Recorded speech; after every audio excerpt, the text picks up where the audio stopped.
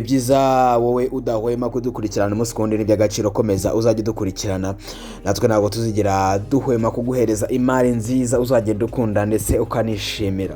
Icyo usabwa ni kimwe, kora subscribe kuri Nzuri Business Group Limited, ubwo no kuvuga kuri iyi channel yacu ya Nzuri Market, ubundi ntiwibagirwe no gukanda kukazogera kugira ngo buri mari yose izajya ijyaho uzajye uyibona mu bambere 5 kuri 5. Tuba dufite amazu akodeshwa, amazu agurishwa, ibibanza ndetse n'indi mitungo yose itimukanwa. Si ibyo gusa kandi nawe ufite umutungo ushaka kugurisha watugana, ubundi tukagushakira abakiriya bagura umutungo wawe mu gihe gito cyane. Tuba twamaze kukubonera abakiriya bagura uwo mutungo wawe utimukanwa. Si ibyo gusa kandi tugira n'indi service ya property management, aho tukumanagingira imitungo yawe, kandi ibyo nabyo tubikora nk'abanyamwuga. Uramutse ushaka izo service tumaze kukubwira haruguru, wagana Nzuri Business Group Limited. Kuri uyu munsi rero, nk'uko watangiye bibona ku mashusho, tugufitiye inzu nziza cyane iherereye Gasogi.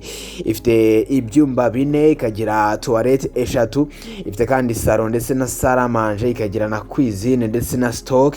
Inzu kandi ifite parking ndetse na jardin bihagije nk'uko muri kubibona ku mashusho.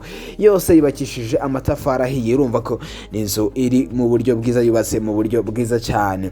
Igiciro cyayo ni miliyoni 48, ariko zishobora no kuganirwa. Uramutse ushaka ibindi bisobanuro kuri iyi nzu, hamagara 07884667 cyangwa uhamagara 0782300123. Si ibyo gusa kandi ushobora no gutangira kudukurikirana ku mbuga nkoranyambaga zacu zose, yaba Instagram, Facebook ndetse na Twitter ndetse na YouTube. Wanditse Nzuri Market uhita utubona, bityo ukajya ubonaho n'indi mitungo myinshi tugenda dushyiraho itandukanye. Waba ushaka imwe muri iyo nabwo ukatugana cyane. Dufite naho dukorera ku Muhima, yeze muri Feruje zo ku Muhima hafi y'inyubako yahoze ikoreramo Yamaha. Utubona inzu y'amatafari ahiye yanditseho Shema House, aho ngaho niho dufite biro. Uramutse ushaka kudusanga kuri biro niho wadusanga. Ikaze cyane muri Nzuri Business Group Limited.